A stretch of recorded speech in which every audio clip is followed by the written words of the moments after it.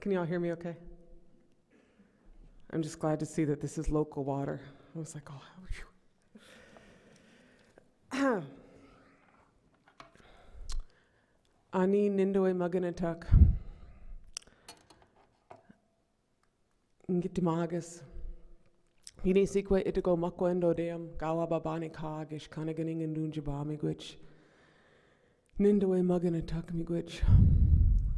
I'm greeting you in Ojibwe, or Anishinaabe, which is language on my reservation, and I'm thanking you very much for the honor of being here.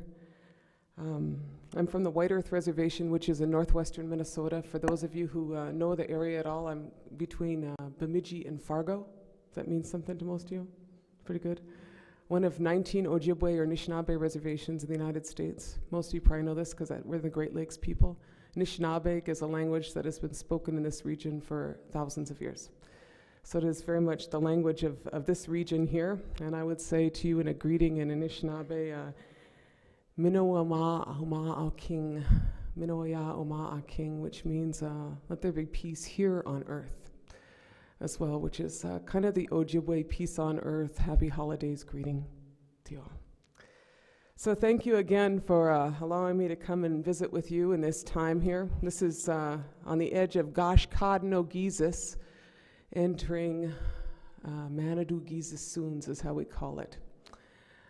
And Gashkadno-Gizis in Ojibwe is the moon when it is freezing up, so we call it, which you'd call maybe November, late November, early December. And then this one we're getting into here is Manitou-Gizis-Soons, which is the little spirit moon. And I tell you that not out of disregard for the Roman calendar and all, but sometimes I think that our calendars that are based on our region here have some more relevance to our land. And so I like to talk about that. It's a significant part of our culture as Anishinaabe people. I was asked to talk to you here about the ideas of making bridges and making allies in this new millennium. My oldest son, I want to talk in his honor. His name is Ajawak, which is, oh, you guys are going to be tired of Ojibwe by the time I'm done, huh? Ajawak, it means crossing the water safely, which is kind of, I think, the theme that you are talking about. How you build a bridge safely across water, which may be a little bit torrential at times, maybe rising, maybe falling. But how it is that we in this millennium make new allies or nijiwak, make new friends in this time. So in saying that, I'm going to ask you to bear with me and to kind of put aside maybe a few of your preconceptions about Indigenous people and Indigenous thinking and consider perhaps that we may have more in common than one would think. And I know that you're mostly a product of an American education, as am I. Spent a lot of years in school, and so I happen to know that most of you probably know very little about Indigenous people. That would be an American education. If I ask you to name 10 different kinds of Indigenous peoples in North America, maybe you guys could pass it. How many of you guys can name 10 different kinds of Native people, 10 different Native nations in North America? Come on, it's okay. I mean, I'm not going to call on you. So does that mean the rest of you can name more? No, right?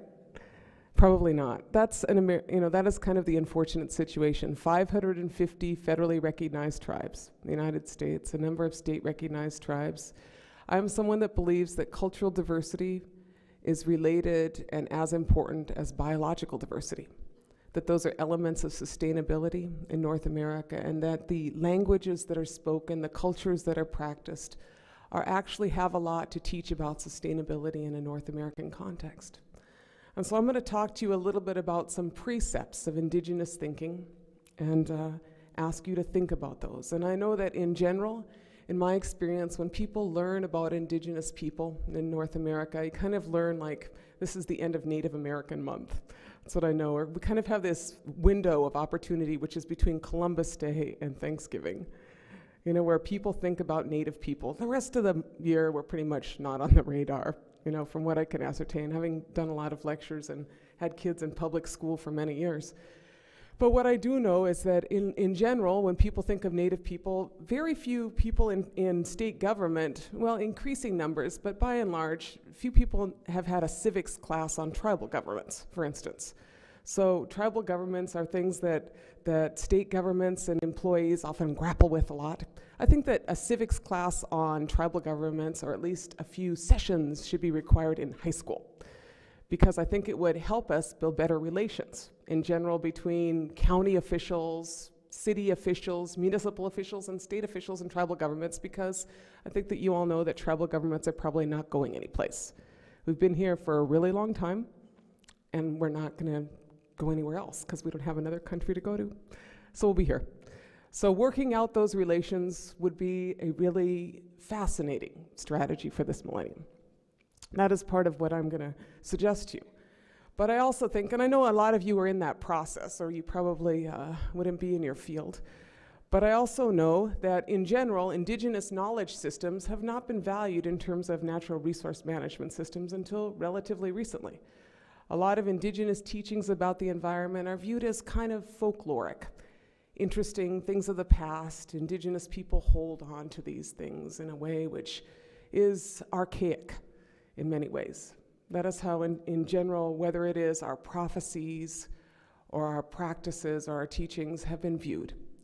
But what I will tell you is that in my experience, there is a lot of value in indigenous knowledge systems. And I'm going to talk a little bit about some of those precepts and ask you to think a little bit, open your minds and think a little bit about them in terms of their possibilities for our relations with the natural world. So in saying that, let me issue kind of a disclaimer, which is that what you should know is that I don't know all things about all indigenous people. This is a very important disclaimer to issue, because a lot of times people will say to me, well, what do the Indians think about that? You know, and generally I don't say, what do the white people think about that? Because that doesn't actually work out. There's a lot of diversity, you know, in all arenas. And with 550 federally recognized tribes, there's a vast amount of diversity. In fact, there's a vast amount of diversity in indigenous territories just in Michigan. But having said that, I will tell you that there are some precepts which I find are foundational in many indigenous knowledge systems. I will tell you that one of our greatest teachings as Anishinaabe people, as the people of this land here, is that of Gitchi Tibwewin. Gitchi Tibwewin is what one would call it, which is the great law. And that is a teaching that natural law, or the Creator's law, is the highest law, higher than the laws made by nations, states, or municipalities. And one would do well to live in accordance with the Creator's law. What are some of the teachings of the Creator's law? Let me say that there is an acknowledgement that all that the Creator has made, all that we exist with in nature, in the natural world around us, is cyclical. It is not linear. They are cyclical systems, whether they are hydrological systems, whether they are time itself in an Anishinaabe worldview. The moons, the seasons are all cyclical systems. We observe that in this world, that those systems and cycles are how the Creator intended them to be. We have a teaching of Nindawe Muganatuk, which means we are all related. That is to say, in our teachings, we as two-leggeds are not of greater value than those with four legs, those with fins, or those with roots. That is to say that in our teachings as Anishinaabe people, the Mingan, or the wolf, is one of our brothers. We have a clan, a dodam. And in our teachings, the wolf is our elder brother and taught us as Anishinaabe people many of our ways of relating as extended families, ways of relating in our clan system. We have a teaching, for instance, about the muskrat. Now, you guys are all biologists or you're natural resource people, so you know about a muskrat, right? You know, you talk about this someplace else. The muskrat's not really a charismatic megafauna, is it? You know, kind of like a small guy, not very significant. But in our teaching of the Great Flood as Anishinaabe people, the animal which was able to go down to the bottom of the earth and to bring up that little patch of earth, which was put on the back of the great turtle to make Mama King, Mother Earth, was the muskrat. all the other great swimmers and charismatic megafauna volunteered and said, we will be the ones who go down to the bottom of the water and get up that earth. But none of them could do it. It was only the muskrat. And so for us, in that there is the teaching that even if you are kind of puny, you have stature, you have standing. You are as significant as others. In fact, in our teachings, as our culture and in our language itself, many of our nouns are animate. That is to say that even in Anishinaabe-Moan, the word asin, the word for rock, is an animate noun, meaning it has standing, it has spirit in its own. So I say that to you because it is our worldview, and I think it is a reasonable worldview that we are all related. We have a teaching that says you take only what you want and you leave the rest, and that you are careful in your harvesting to be thankful for everything that you take from creation. So for instance, I'm a pretty avid harvester. In northern Minnesota, pretty much anything that either moves or swims or grows, I will harvest. And in doing that, we always offer our tobacco, our asema, and give thanks each time we take something. And you know that you only take what you need. You don't take all the medicine plants. You only take some of them. Because you got to leave them to come back. You know that wild rice, you always take what you need. And you don't got to worry, because when you knock that rice, there'll be plenty back in the lake anyway. You know, and that is our practice. And my son Ajuak's grandfather is from James Bay. He's a Cree. You all know where James Bay is, right? Because we're people who work in water systems in the region, right? It's funny because I heard that in USA Today said that 1 out of 7 Americans couldn't identify, a lot of these countries on a world map. But of course, James Bay is up in Canada. That's a country to the north. Anyway, he's a real traditional Cree man, and he traps about half the year up in James Bay, up in the brush, in the bush. And he goes out there, and you know how he traps beavers? He puts his hand in the beaver house to count how many beavers are in there so he knows how many to take. That's what he does.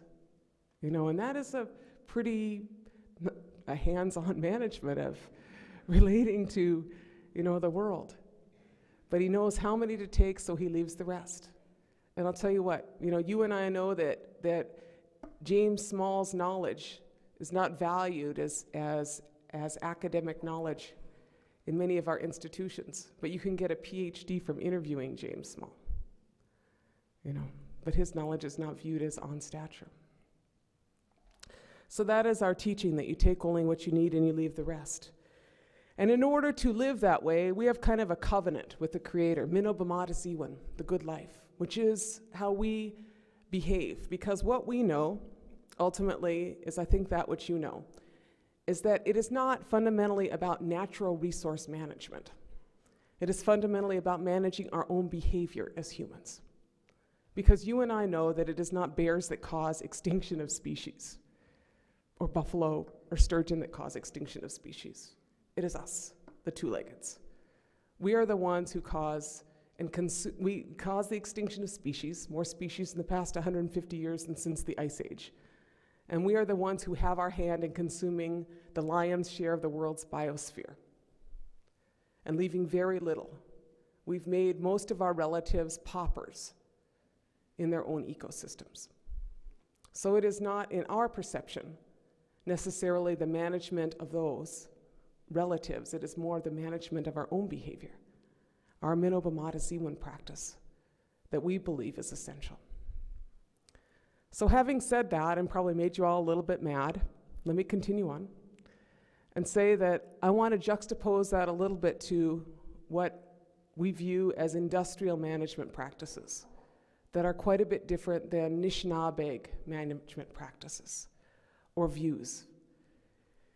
If we have a teaching that natural law is the highest law, higher than the laws made by nation states and municipalities, what you and I know is that industrial society functions under a premise that man's laws are the highest laws.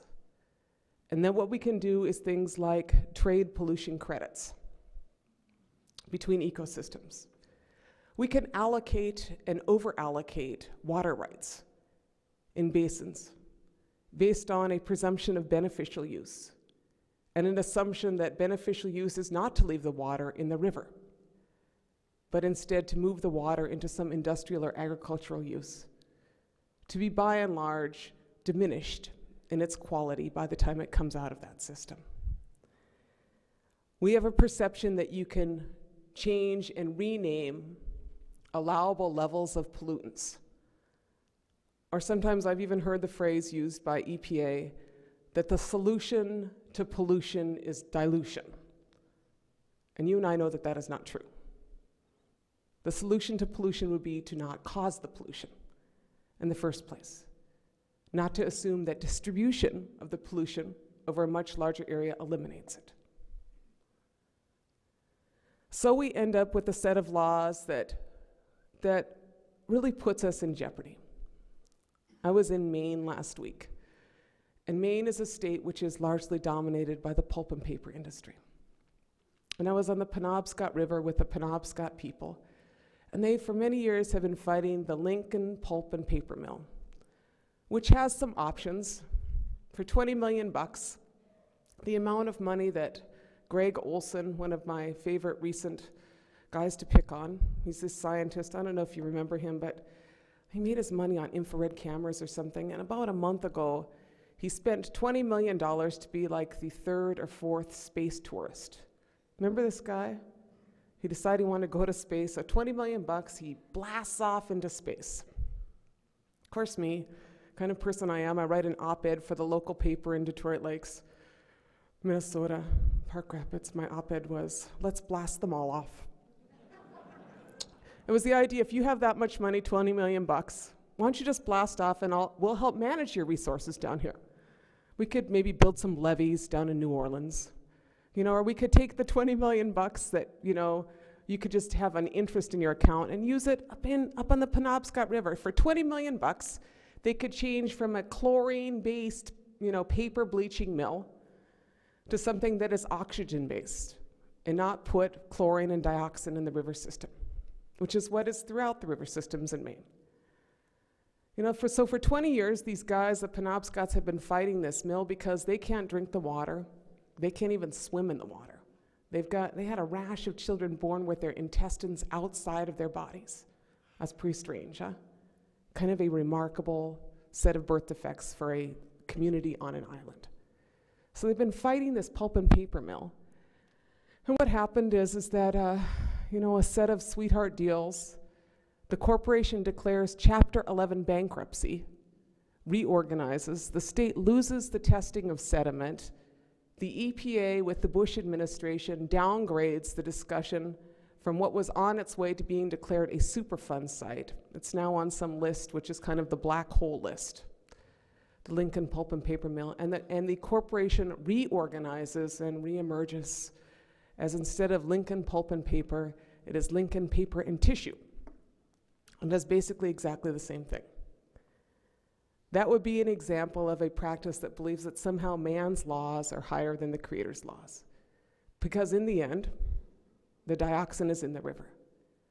And we could change the name, or we can change the laws as many times as we want to, but you and I know that fish are in the river, we're eating the fish, we're exposed to the water. Then we have this teaching, instead of believing that we should take only what we need and leave the rest, this cyclical thinking, we live in an industrial system that is entirely based on a linear system of production, where we take natural resources, products, capital, and produce more products and create a lot of waste.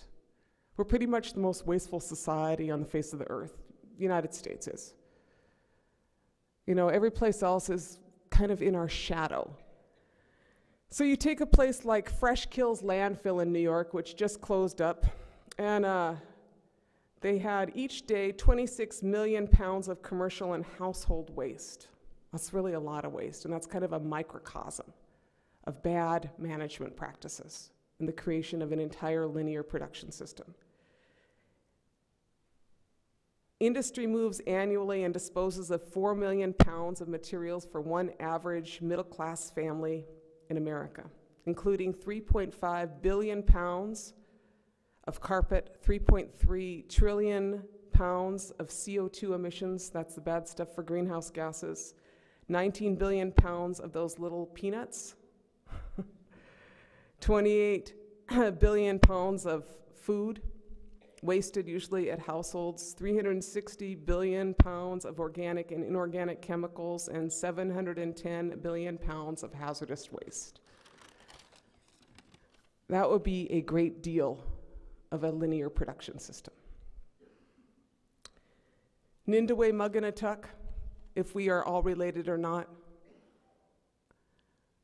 we are a system which is based largely on our own views. And we look at our relatives who are small and puny, like shrews on the St. Lawrence Seaway, who are legally classified as toxic waste. 10,000 parts per billion PCBs from General Mills or General Motors toxins that are dumped into the waterway there for many years now in the sediment. Turtles, similarly. In Minnesota, we have this problem with frogs. You know, it is throughout the region. And we look at these relatives and we say, you know, you are small and you are puny, basically. But you and I know that we got 100,000 chemicals in the environment. We've produced them over the past 40 years largely, and we have no idea of their combined impact on us. We're walking around in a soup.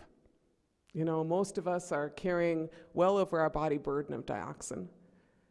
And, you know, there's 500 chemicals that travel transplacental into your unborn child before it's even born. One of my friends, Tom Goldtooth, he works with the Indigenous Environmental Network. He gets to say this because he's a guy, but what he said is that white men will begin to take action on the chemicals in the environment when they realize that the pollution and the chemicals in the environment are causing their testicles to shrink. Then money will flow like water to the environmental movement. You know, which is a sad thing to say, you know, but unfortunately you guys know it's true, you know? And I mean, at some point, those are the kinds of things that we would really like to see addressed as women and generally in, generally in America. Take only what you need and leave the rest. I was reading this article in the New York Times a couple of weeks ago about a gold wedding ring. Today, about 30,000 tons of earth has to be moved to make one wedding ring. Exactly, you know, I'm thinking maybe all the divorcees should just melt them down. I'm not sure. Can't we recycle all the gold now? I mean, you know what I'm saying? This is like, so there's like a mine down in Indonesia, 400 pounds of tailings annually per every man, woman, and child in the United States, created just to mine gold down there. Most of it toxic. That's the Freeport gold mine in Indonesia. Take only what you need and leave the rest. Exactly how much more would we need? Exactly what could we leave? So I talk about these two value systems, or these two regulatory systems, or these two worldviews, because I think that part of what we need to address in this millennium is how to reconcile those. What I am sure is that a society which consumes 1/3 of the world's resources and creates that much waste does not have a sustainable set of practices. And the challenge that we face, I believe, in this millennium, it is essentially a challenge of survival. Is how we transform from a society which is based largely on conquest, always finding a new frontier to mine, always finding a new resource to carve out of the earth, always finding a new fishery to exploit, always finding a new something, continent to colonize. We've pretty much run out of places, if you know what I'm saying. We're done with continents, no more continents to colonize. Oceans are pretty much all carved up. Fishery stocks are diminishing pretty rapidly. We got a little bit in space, you know, Greg Olson and those guys can go check that out. I'll be staying here, you know. So we're running out of places to colonize. I think it would be really an excellent time to figure out how to live Oma a King more peacefully here on Earth. And that is what I think our challenge is. So having said that, let me suggest some ways to build bridges. What I would say to you is that dysfunctional human relations and bad politics do not make good relations with the earth. That is to say that you and I know that the relations between Native nations and government agencies over the past couple hundred years have not been that good. We could pretend otherwise, but that would be kind of a big lie. The reality is that Indian tribes have taken a pretty heavy beating from the United States. We have about 4% of our original land base left, representing Indian reservations. We have our tribal governments. We have, you know, that which we have managed to hold on to. You know, if you want to talk about social Darwinism, we're pretty damn tough, huh? Hanging in there still as Native people. You know, and it is my assessment that it would be a really good time to begin making much better relations with Native nations. Historical practices of natural resource management that have related to Native people have been incredibly destructive. The best example of that would be something like the buffalo. The reality is that 150 years ago, you had 50 million buffalo here on this continent. Single largest herd in the world, surpassing the African wildebeest herds in terms of their number. 50 million buffalo in the Great Plains, right? They're gone. They're gone. What happened to the buffalo? You know, we can look at it however you want to in the history books, but the reality is that the United States set about the practice of killing buffalo because they wanted to kill Indians. That's what they did. They could not kill the Lakota people. They could not bring them to their knees, the indigenous people of the Great Plains. And so what Philip Sheridan, commander of the armies of the West, said is, let me go forth and kill their commissary. Let me kill their food. And in that way, we will bring them into civilization. And that was his suggestion to the United States military. And so extermination of what one might call, not in my worldview, but in perhaps that which you are accustomed to, a great natural resource, the buffalo, was actually a practice of military policy, the destruction of the buffalo herds. And so they sent out the great buffalo hunters, and over a period of 20 years or so, wiped out this immense herd. And what do we have today? You know, 150 years later, killing all the buffalo. Not only did we destroy the buffalo, but we have the largest loss of life of any bioregion in North America. That would be the Great Plains. You lose the flagship animal out of that, and then you lose a good portion of the ecosystem. So where 150 years ago there was 250 different species of grass in the Great Plains, today those species are down to very few. Most of them extinct, small pieces of high grass prairie, different areas. A good portion of the biodiversity is down to one species, and that species is largely a grass or a plant that is owned, let us say a plant, that is sometimes owned by a corporation. One field may be owned by Monsanto, one field owned by DuPont. In that ecosystem where you had species of grass that went 8 feet to 10 feet underground in a root system that could last all winter so that a buffalo could graze on it, today you have annual crops and you have a mass erosion of the prairie. I live pretty close to North Dakota, but I actually can see North Dakota every day because it is blowing in. You know, the topsoil loss in the Great Plains is massive. The amount of topsoil we had there, 100 years ago, immense. I have no idea what it's going to look like in 40 or 50 years with the drawdown of the Oglala Aquifer and the loss of the topsoil. So 150 years after the buffalo is gone, you got diminishing biodiversity, loss of groundwater, loss of topsoil, and you got 28 million cattle in the same area where you used to have buffalo. We have some ideas on how you could recover that, including increasing the number of buffalo in the area. But I tell you that story because even in this millennium, as you know, there is still a debate about the buffalo in places like Yellowstone National Park. And the question of if buffalo should be allowed to roam, which is kind of what they do from what I can ascertain, or if they should stay outside of grazing allotments over-allocated to cattle in that region. So in this millennium, the United States still kills buffalo. And it is something that I think we should quit. I also think that it is time to quit fighting Indians. States in this region and states nationally have spent millions of dollars fighting Indian people. State of Minnesota, of which I am a resident, spent $16 million fighting the Mille Lacs Band of Ojibwe over the past few years. What was the fight over? If the Mille Lacs Band of Ojibwe had extraterritorial treaty rights to fish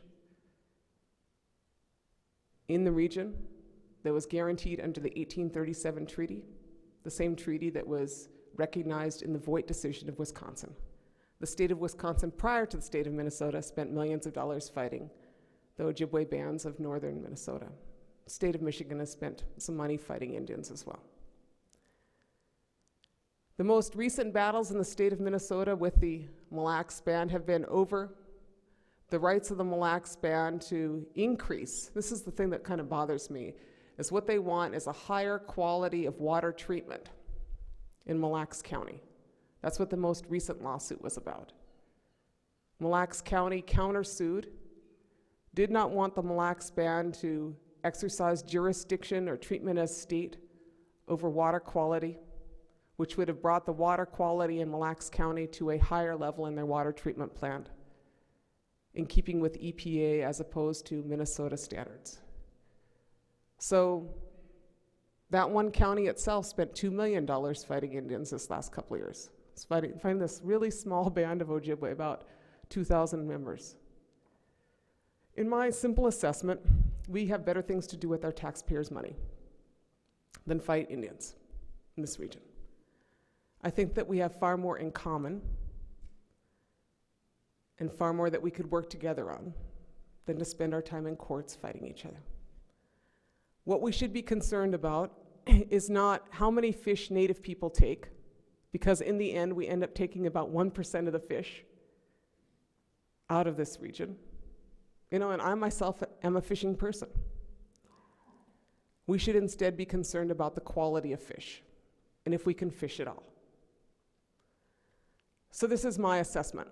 I'm going home this week praying that the ice is thick enough on my lake, Round Lake, on the White Earth Reservation. I'm gonna set my net. I set my net through the ice. I go down there. I don't know if any of you've seen that practice, but you know, it's kind of like sewing. You know, I look at it anyway. Put your pole down, and then you thread through that net underneath the ice. You guys seen this, right? And then you pull it back up on the other side, or you pull the line back up, and then you set your net, and then you pull it every day, right? I set that right out in front of my house there on Round Lake on the White Earth Reservation. That's within tribal regulations, and that's how I fish. I don't go out there and fish with like this. You know, I just go and net. That's what I do during our season. Now, there's a lot of people up in our area that don't like that, you know. But what I'll tell you is that, you know, I have a lot of, I right now I am raising 5 teenagers. Do I get a little applause for that? Thank you. They aren't all mine, and when I go home, though, there may even be more. There's a lot gathering, and they're very hungry. And so I eat a lot of fish, and we eat a lot of deer, because that's what we have in our area, you know. So I'm not a sports fishing woman. I'm a subsistence fishing woman, and that will be the reason, because the Creator instructed the Ojibwe to fish. The Creator said, "Gigu, gigu ake." These fish were put here for you We worked out our relationship with them in our clan system, in our Dodam system, in our Minopamata Ziwan system. The Creator said, this is what we're intended to eat, and so I try to keep that part of my covenant with the Creator. The Creator did not say to the Anishinaabe people, go shop at Safeway. We're instructed to fish, you know? Now my concern, you know, some people might say that I take too many fish. You know, I don't really think so by the time you count them all up. What my concern is that I can only eat some of the fish. That's my concern. Every single lake on my reservation has a fish consumption advisory on it for heavy metals and mercury. Every lake in this region pretty much has a fish consumption advisory on it, right? And so the reality is that someone like me, you know, and a lot of people in our area rely on those fish to feed their families. And we are, you know, I actually poisoned my fishing partner here a couple of years ago. He testified at the EPA. If you look at the hearings in Washington, he says I poisoned him right in there because he ate so much fish. He got mercury contamination, you know? That's what I'm concerned about. And I think that is what we should be concerned about, is if we can actually eat these fish and how we take care of these relatives so that we can keep this relationship, ensure that they are there, ensure that their habitat continues, and ensure that those fish are healthy. And so what do I got to do to fight to make sure that those fish are clean? You know, I could sit here and go like this, or I could do something better, because this gives me kind of an ulcer, actually. You know, and I probably would have an ulcer if I waited for somebody else to do things.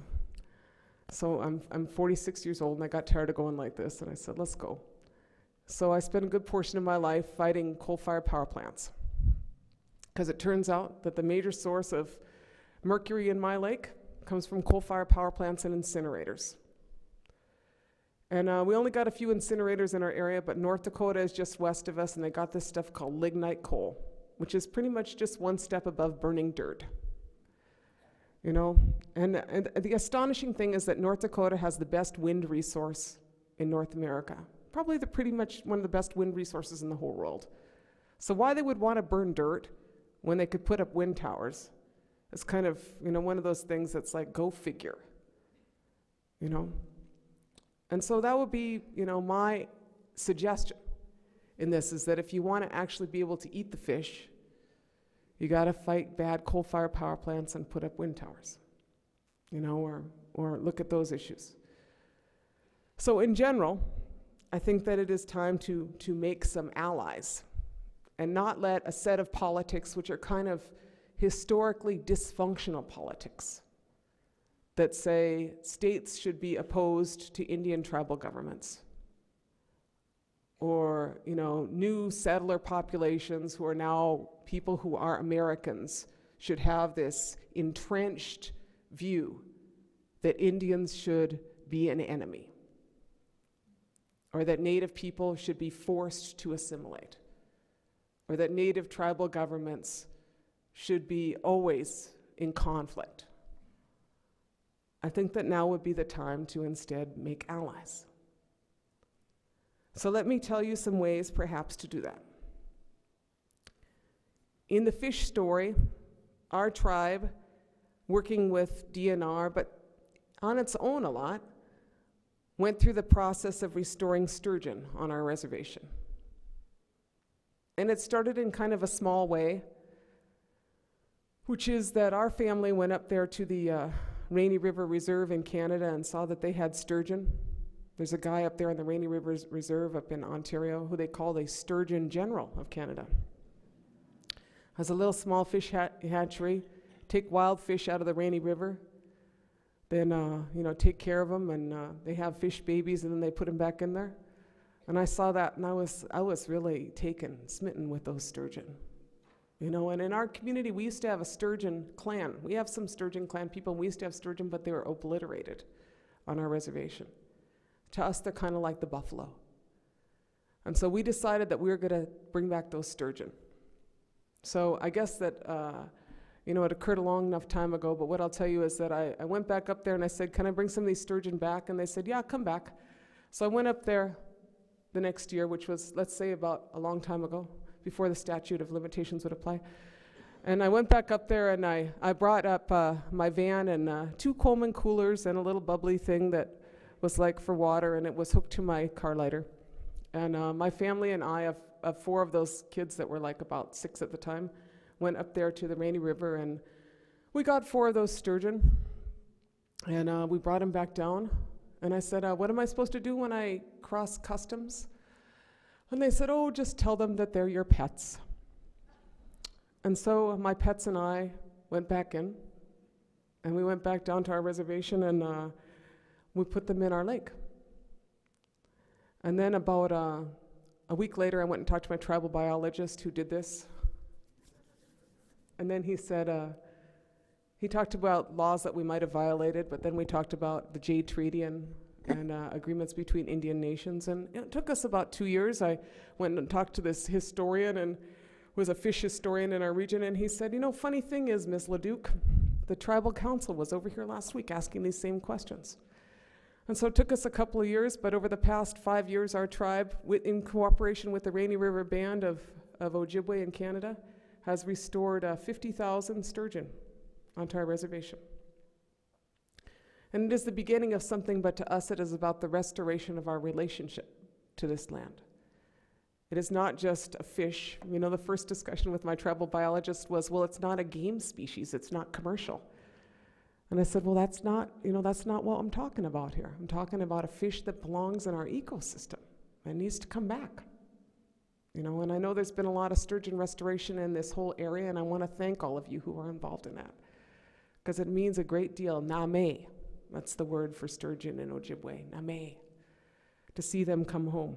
And our people cried when they saw them come back. Our people cried when they saw them come back.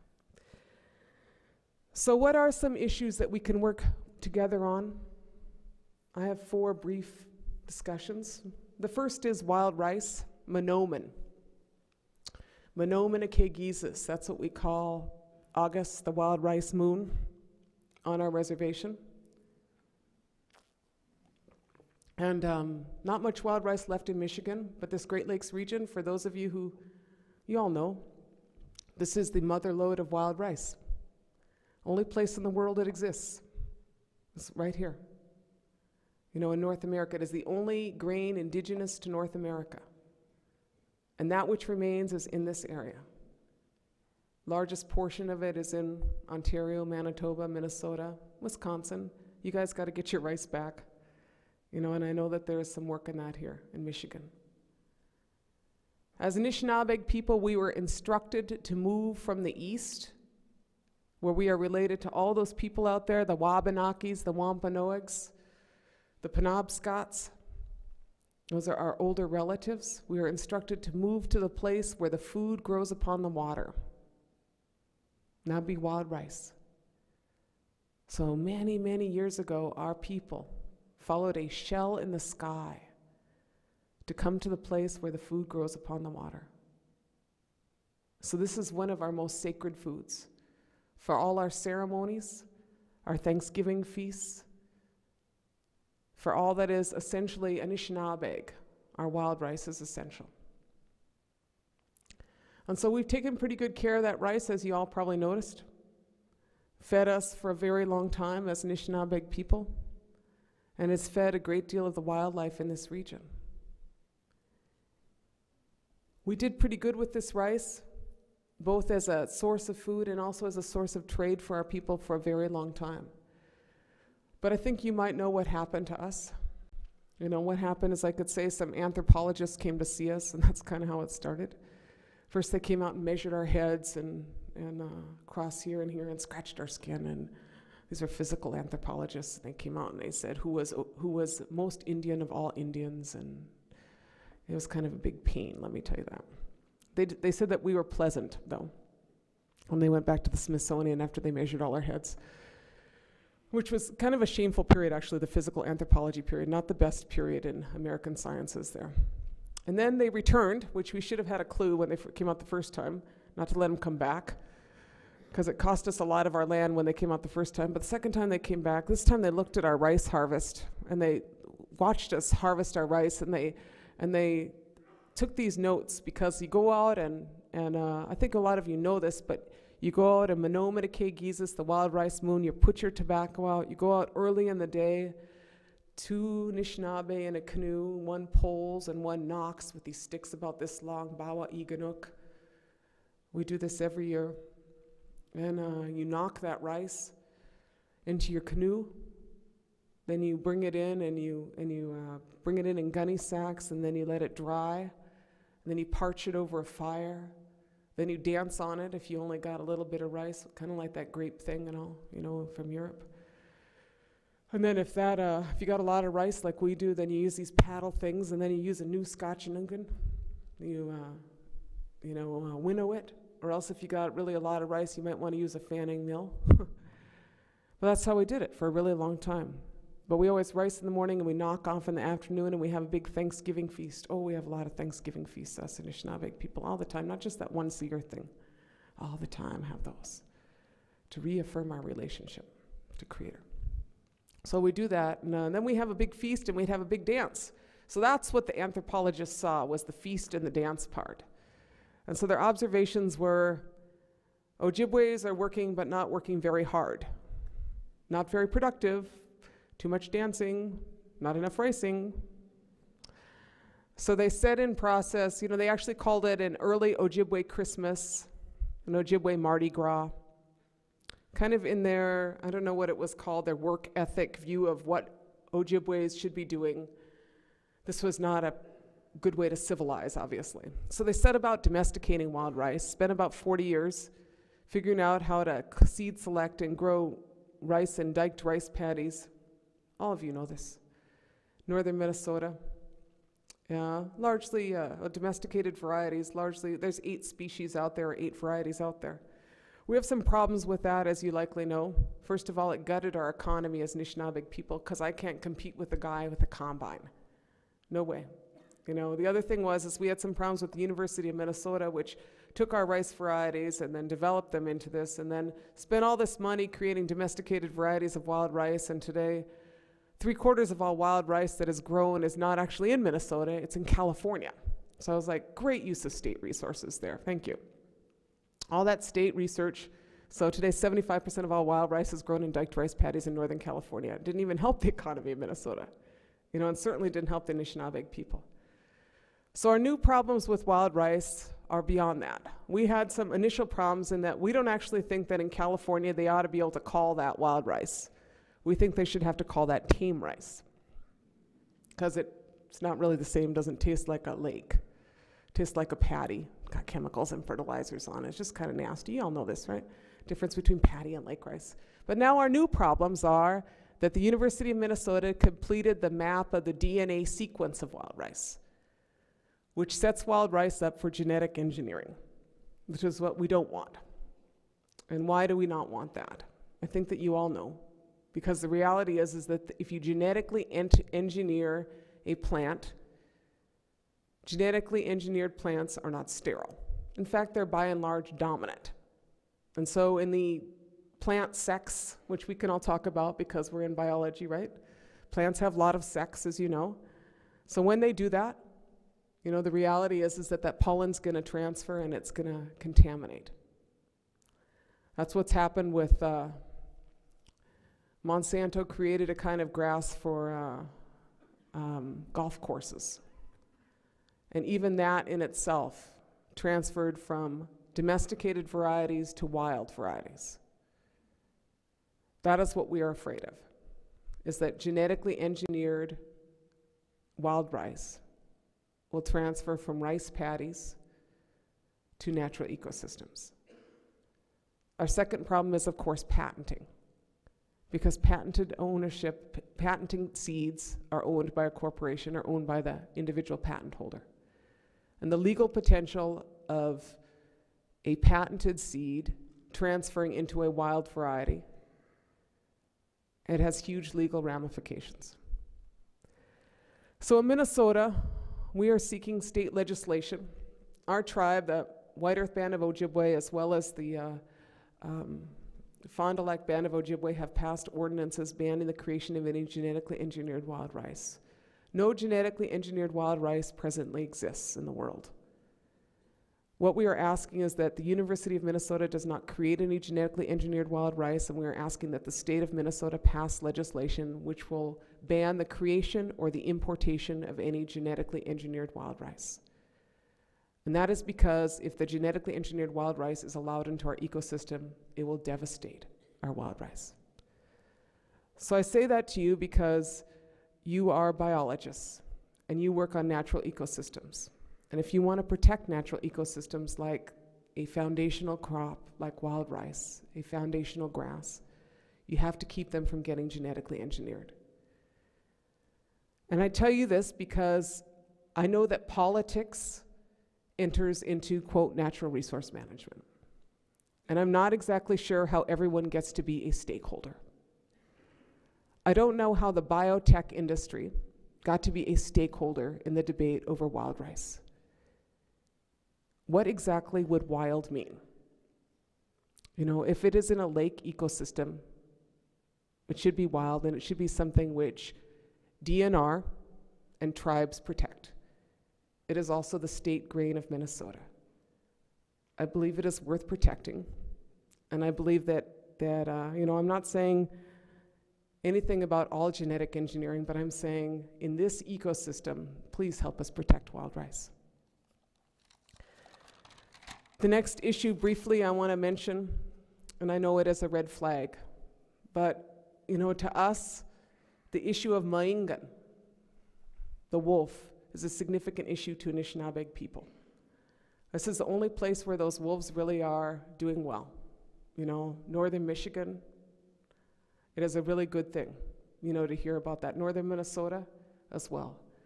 And I know that the issues of federal delisting of wolves are entirely a hot potato, you know, in this region. I went to a hearing in Park Rapids, Minnesota. Me and my friend Bob, there was like, and my cousin Ann, there was 3 Indians, you know, 3 Ojibways, and you know what the rest of the room looked like. A whole bunch of guys who shopped at Cabela's. And then us, you know. I should have worn my Cabela's outfit, you know.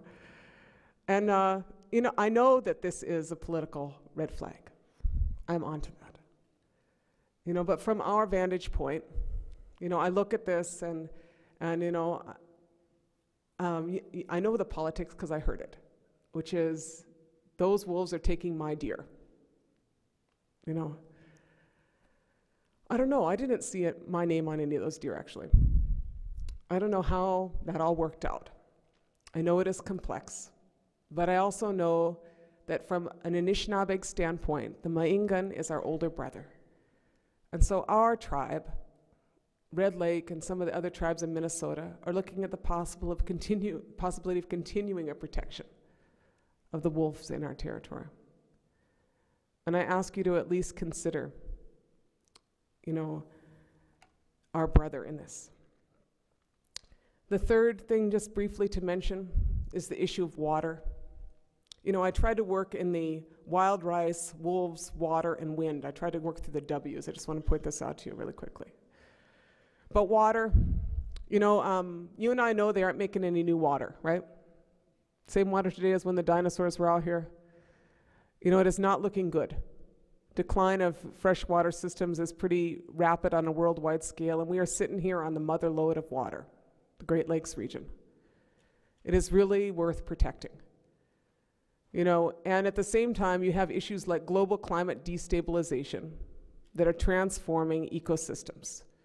So for instance, the recharge in the Missouri River Basin is down because of drought and because there is not enough water in the Rocky Mountains. The dams up in James Bay, great hydroelectric power dams, operating at about 50% capacity because they never refilled to the level they thought they would. It is a little bit of a, you know, free-for-all in terms of the models and what we are looking at with global climate destabilization. What we have the potential to do here is to protect something which is a world resource. We have the potential to, one, oppose privatization of water, whether it is by corporations who take over municipal water systems on a worldwide scale, or whether it is by the bottling of water. You know, this is not made by Nestle. It is not made by Pepsi or Coke. But the reality is the bottled water industry is one of the fastest growing industries in the country. The sucking dry of aquifers in this region for privatizing water into non-recyclable bottles for sale, I believe is a challenge that we need to face head on. I believe that water is a human right. And I believe that water is a right for not only humans, but for anything that has legs, fins, or roots. And that the protection of that, of the common, is more important than the profits of the private. The last thing briefly I want to speak to is really the options on how to make it better. You know, I talked about the difference in worldviews, and there is no easy answer on how to make choices that will reconcile our relationship with the natural world.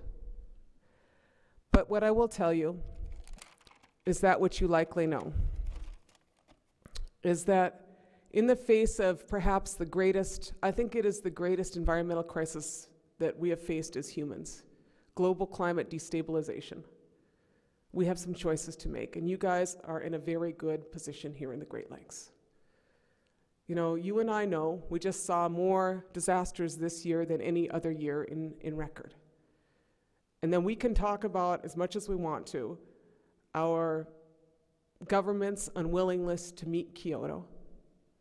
We can talk about how we can trade pollution credits until the next millennium. But if we don't transform our carbon systems in this country, because we are the leader in carbon production in the world, producing about 1/3 of the world's CO2 gases, we're basically going to combust ourselves to oblivion. We could all kind of stick our head in a sand dune up in northern Michigan, but that would kind of be a waste of time when you got a chance to do something better. There are options which we have. The first and most simple is to be efficient and to cut back our consumption. According to folks like Amory and Hunter Levins, U.S. coal and gas-fired power plants in this country, of the energy that we produce in them or could potentially produce, about 1/3 ends up as energy, 2/3 ends up as heat. The amount of energy wasted in our present power plants in this country, because they are so inefficient, is the equivalent to the entire energy use of the world's second largest industrial economy. That would be Japan. In other words, get efficient. Don't let them grandfather in all those guys. State of Michigan could take some leadership in this. Clean up your power plants, you know, and don't let them slide. Fuel efficiency, that'd be fantastic. Follow Minnesota. I kind of like our ethanol plan. I feel a lot better about, you know, burning in my own era. I'm interested in moving out of the Jurassic era in my combustion. I'd like to move into the corn biofuels era. Fuel efficiency would rock too. I mean, I'm like the rest of you. I have an SUV. I live on a dirt road in northern Minnesota, for crying out loud. Fortunately, I have an E85 ethanol-powered SUV, just like my one saving grace. Minnesota has 12 ethanol plants. You know, not to say what you guys could do, but I'm saying there's a few options. And the third, perhaps the easiest solution for you, and I know that this is also a politically charged word out here, is wind. You guys got vast wind potential. I don't know how it worked out, but in the spectrum of things, Indian tribes, go figure this out, Indian reservations are the windiest place in the country. I don't know how that worked out, but we're really windy. So across this country, turns out the Indian tribes in the Great Plains alone possess 300 gigawatts of wind potential, representing half of present US installed electrical capacity.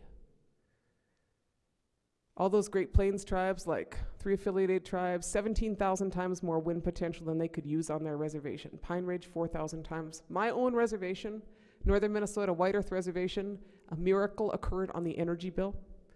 A miracle occurred in that there is an appropriation for $1 million for a wind turbine for my reservation. We're one of the windiest Indian reservations in Minnesota. And we plan on taking some leadership for our own tribe and for the region. I tell you that because you and I know that Michigan is really damn windy too.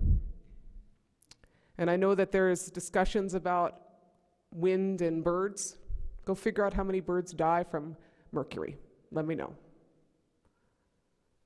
And then figure out your options for the future. You guys have vast potential here to do the right thing. I say that because, in closing, there are no easy answers, but we are the richest and most powerful country in the world. We have the technology to do the right thing, and we have the wealth. The question is the political will. The Little Traverse Band of Odawa, of which I have to say that I'm proud to be the mother of a Little Traverse Band member. Little Traverse Band was the first Indian tribe in the country to pass a resolution saying that they would sign on to Kyoto. In other words, they would volunteer to meet Kyoto, joining with 150 cities nationally that are saying, we're going to reduce our carbon emissions, we're going to go for renewable energy, we're going to be more efficient. Every Michigan city, every city in our region could do that, joining with other Indian tribes in our region. We can have more efficient production systems, conservation, and in the end, we can end up with systems that mimic our indigenous systems of sustainability. In our teaching, it is our experience that natural law is the highest law. One would do well to live in accordance with natural law. You and I know that no matter what color we are, no matter how rich we are, no matter if we're wearing a suit or sorrels, we're all going to walk down the same path to the Creator, and we're all going to drink this water, breathe this air, and live on this land. There isn't any other new air, water, or land anywhere. So in our teachings, we think it would be a good idea to try to live in accordance with some of those laws. And our final teaching we have is we have a saying which is that in each deliberation, one should consider the impact upon the 7th generation from now. That's a very traditional teaching of Indian people, Iroquois, Anishinaabeg, and others. And I believe that that is a rightful role for public policy.